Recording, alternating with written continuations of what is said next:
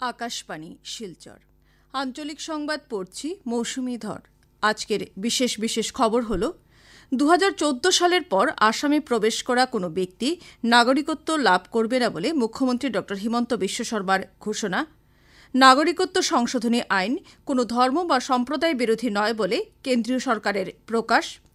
আসাম বিকশিত ভারত কার্যসূচির অংশ হিসেবে মুখ্যমন্ত্রী ড হিমন্ত বিশ্ব শর্মার আজ শিবসাগর জেলায় বেশ কিছু প্রকল্পের উদ্বোধন ও শিলান্যাস এবং আসন্ন লোকসভা নির্বাচনের জন্য কংগ্রেস দলের রাজ্যের 12টি আসনের জন্য প্রার্থী তালিকা ঘোষণা।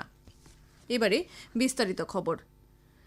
2014 সালের পর আসামে প্রবেশ করা কোনো ব্যক্তি নাগরিকত্ব পাবে না বলে মুখ্যমন্ত্রী ড হিমন্ত বিশ্ব শর্মা স্পষ্ট করে দিয়েছেন। আজ শিবসাগরে সাংবাদিকদের সঙ্গে কথাবার্তায় মুখ্যমন্ত্রী একথা বলেন। তিনি বলেন যে যেসব লোকের নাম জাতীয় নাগরিক পঞ্জিতে অন্তর্ভুক্ত হয়নি শুধু তারাই নাগরিকত্ব সংশোধনী আইনের ব্যবস্থা অনুযায়ী সুফল লাভ করতে পারবেন। ড শর্মা বলেন যে কতজন বিদেশি নাগরিকত্বের জন্য আবেদন করতে পারবেন সেই বিষয়ে জনসাধারণকে অবগত করা হবে এবং ৪৫ দিন পর স্থিতি স্পষ্ট হবে। এদিকে নাগরিকত্ব সংশোধনী আইন বলবৎ করার বিরুদ্ধে বেশ কয়েকটি সংগঠন প্রতিবাদ কার্যসূচি পালন করছে। আইনটি বলবৎ হওয়ার প্রতিবাদে কংগ্রেস নেতৃত্বাধীন 16টি দলের বিরোধী ঐক্যমঞ্চ আজ রাজ্য জুড়ে প্রতিবাদ কার্যসূচি পালন করেছে। মুখ্যমন্ত্রী ড হিমন্ত বিশ্ব শর্মা নাগরিকত্ব সংশোধনী আইন বলবৎ করার বিরুদ্ধে প্রতিবাদ সাব্যস্ত করা রাজনৈতিক দলগুলোর পঞ্জীয়ন বাতিল করা হবে বলে সতর্ক করে দিয়েছেন। তিনি বলেন যে এই ধরনের প্রতিবাদকে গত বছর 19 মার্চ গৌহাটি হাইকোর্টের প্রদান করা রায়ের উল্লঙ্ঘন বলে গণ্য করা হবে। রাজ্যে অপ্রীতিকর ঘটনা প্রতিরোধ করার উদ্দেশ্যে আসাম পুলিশ সুরক্ষা ব্যবস্থা কঠোর করে তুলেছে।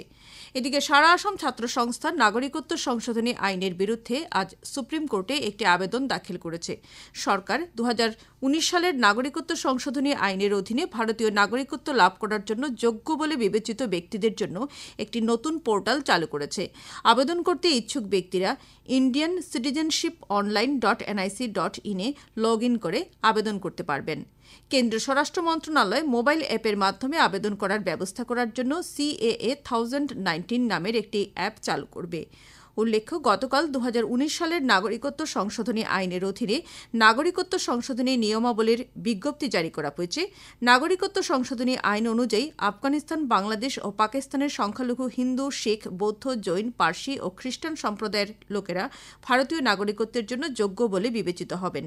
নাগরিকত্ব সংশোধনী আইনটি 2019 সালের 12 ডিসেম্বর রাষ্ট্রপতির অনুমোদন লাভ করেছিল। এদিকে এই আইনের অধীনে নাগরিকত্ব লাভ করার ফলে বাংলাদেশ, পাকিস্তান ও আফগানিস্তান থেকে আতিশয্যের সম্মুখীন হওয়া শরণার্থীরা মর্যাদাপূর্ণ জীবনযাপন করা সহ তাদের অর্থনৈতিক সুরক্ষা সুনিশ্চিত করা হবে। এছাড়া তারা সাংস্কৃতিক, ভাষিক ও সামাজিক পরিচয়কে মর্যাদা দেওয়া হবে বলে কেন্দ্রীয় স্বরাষ্ট্র মন্ত্রণালয় সূত্রে প্রকাশ করা হয়েছে।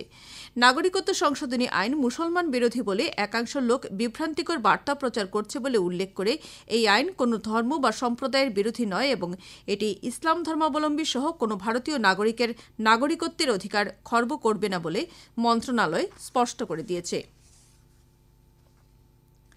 সিআরপিসিসি আসামের পক্ষ থেকে সারা দেশে নাগরিকত্ব সংশোধনী আইন 2019 বলবৎ করার উদ্বেগ প্রকাশ করা হয়েছে।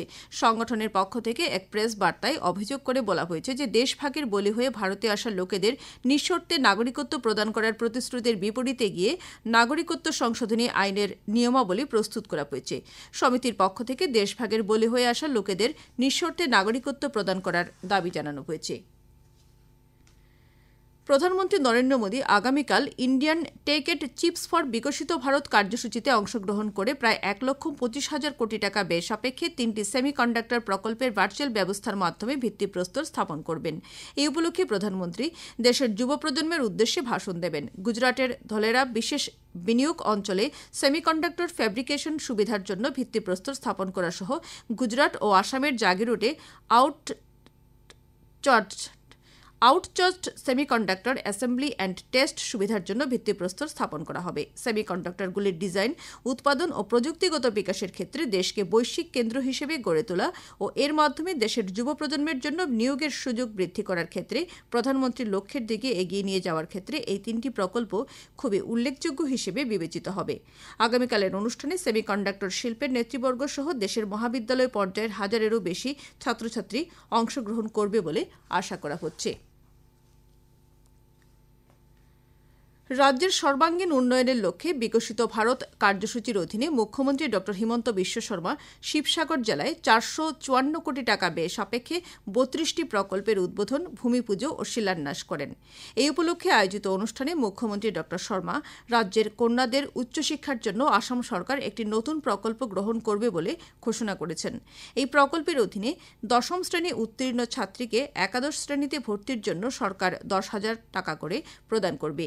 একইভাবে দ্বাদশ শ্রেণী উত্তীর্ণ ছাত্রীকে স্নাতক পর্যায়ে ভর্তির জন্য 12,500 টাকা করে প্রদান করা হবে বলে মুখ্যমন্ত্রী জানান।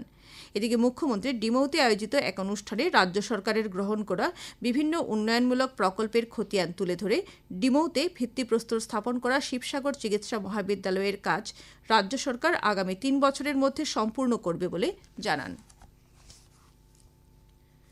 খবর প্রচারিত হচ্ছে আকাশবাণী শিলচর কেন্দ্র থেকে। আসন্ন লোকসভা নির্বাচনের জন্য কংগ্রেস রাজ্যের 12টি আসনের জন্য প্রার্থী তালিকা প্রকাশ করেছে। সেই অনুযায়ী শিলচরে সূর্যকান্ত সরকার, করিমগঞ্জে হাফিজ রশিদ আহমেদ চৌধুরী, নওগাঁয়ে প্রদ্যুৎ বরদলৈ, গৌহাটিতে মীরা বটঠাকুর, ধুবড়ীতে রকিবুল হোসেন, জোরহাটে গৌরব গগৈ, বরপেটায় দীপ বায়ন, শোনিতপুরে প্রেমলাল গুঞ্জু, দরং ওদালগুড়িতে মাধব রাজবংশী, ডিপুতে জয়রাম ইয়াংলেং, কোকরাঝাড়ে গর্জন মুসাহারি ও কাজিরাঙ্গায় রোজলিনা তির্কিকে প্রার্থিত্ব প্রদান করা হয়েছে। উল্লেখ্য, বরপেটার সাংসদ আব্দুল খালেককে এবার প্রার্থিত্ব প্রদান করা হয়নি। অন্যদিকে কলিয়াবরের সাংসদ গৌরব গগৈকে জোরহাটের প্রার্থিত্ব প্রদান করা হয়েছে। নেশাবিরোধী অভিযানের অধীনে আজ সকালে করিমগঞ্জের চুরাইবাড়ি থানার ইনচার্জ প্রণব মিলি গোপন তথ্যের ভিত্তিতে অভিযান চালিয়ে বৃহৎ পরিমাণের ফ্যান্সিডিল, কফ সিরাপ সহ 2 পাচারকারীকে আটক করেন। পশ্চিমবঙ্গ থেকে আসা W472103 নম্বরের গাড়িটি আসাম হয়ে ত্রিপুরা প্রবেশের পথে চেকপোস্টে তল্লাশির সময় ওই গাড়িটির মধ্যে থাকা বাক্স থেকে 193 প্যাকেট 9,700 বোতল ফ্যান্সিডিল কফ সিরাপ উদ্ধার করা হয়। পুলিশ এই ঘটনায় সদানন্দ রায় ও সঞ্জয় রায় নামে 2 ব্যক্তিকে আটক করে জিজ্ঞাসাবাদ চালিয়ে যাচ্ছে। করিমগঞ্জের জেলা আয়ুক্ত মৃদুল যাদব গতকাল জেলার মহিলাকেন্দ্রিক প্রকল্পগুলি সম্পর্কে জনসচেতনতার বার্তা ছড়িয়ে দিতে একটি মোবাইল ভ্যানের যাত্রার সূচনা করেছেন। এই উপলক্ষে মহিলাদের কল্যাণে থাকা প্রকল্পের বার্তা নিয়ে জেলা আয়ুক্তের কার্যালয় প্রাঙ্গণ থেকে একটি শোভাযাত্রা বের হয়ে শহর পরিক্রমা করে সমাজ কল্যাণ কার্যালয়ে গিয়ে শেষ হয়েছে। উল্লেখ্য, মহিলা প্রকল্পের বার্তা নিয়ে যাত্রা শুরু করা মোবাইল ভ্যানটি আগামী 3 দিন জেলার 7টি ICDS প্রকল্পের চারপাশে ঘুরে জনসচেতনতা বৃদ্ধি করবে। শিলচর রাধামাধব কলেজের IQS এর উদ্যোগে এবং আসাম দক্ষতা বিকাশ মিশনের সহযোগিতায় আজ রাধামাধব কলেজে স্কিল যাত্রার সূচনা হয়েছে। কলেজ অধ্যক্ষ ড দেবাশিস রায়ের পৌরোহিত্যে আয়োজিত সভায় আসাম দক্ষতা বিকাশ মিশনের দায়িত্বপ্রাপ্ত state project manager Mir Shakil Rahman, অধ্যাপিকা নম্রতা নাথ, স্বপ্নব সালংসার প্রমুখ বক্তব্য রাখেন। অধ্যক্ষ ড রায় বলেন যে স্কিল যাত্রার মাধ্যমে নবপ্রজন্মের মধ্যে শিল্প, কৌশল ও কারিগরি পদ্ধতির প্রতি বিকাশমূলক চিন্তাভাবনার জাগরণ ঘটবে, যার ফলে ছাত্রছাত্রীরা উপকৃত হবে। কাছাড় জেলা আইনসেবা কর্তৃপক্ষের উদ্যোগে গত 9 মার্চ শিলচরে আয়োজিত জাতীয় লোক আদালতে 993টি মামলার নিষ্পত্তি করা হয়েছে। জেলা আইনসেবা কর্তৃপক্ষের সচিব এক বিজ্ঞপ্তিতে জানিয়েছেন যে জাতীয় লোক আদালতে মোটর দুর্ঘটনা, দেওয়ানি ও ফৌজদারি মামলা, বিবাহ সংক্রান্ত মামলা, ব্যাংক ঋণ, টেলিফোন ও বিদ্যুৎ বিল সংক্রান্ত মামলার নিষ্পত্তি করা হয়েছে এবং জাতীয় লোক আদালত থেকে 3,51,48,034 টাকা জরিমানা বাবদ আদায় করা হয়েছে। শেষ করার আগে খবরের বিশেষ বিশেষ অংশগুলো আবার পড়ছি।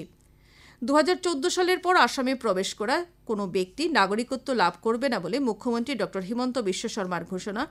নাগরিকত্ব সংশোধনী আইন কোনো ধর্ম বা সম্প্রদায় বিরোধী নয় বলে কেন্দ্রীয় সরকারের প্রকাশ। আসাম বিকশিত ভারত কার্যসূচির অংশ হিসেবে মুখ্যমন্ত্রী ড হিমন্ত বিশ্ব শর্মার আজ শিবসাগর জেলায় বেশ কিছু প্রকল্পের উদ্বোধন ও শিলান্যাস এবং আসন্ন লোকসভা নির্বাচনের জন্য কংগ্রেস দলের রাজ্যের 12টি আসনের জন্য প্রার্থী তালিকা ঘোষণা। আঞ্চলিক সংবাদ আজকের মতো শেষ হলো। পরবর্তী সংবাদ আগামীকাল সকাল 7:35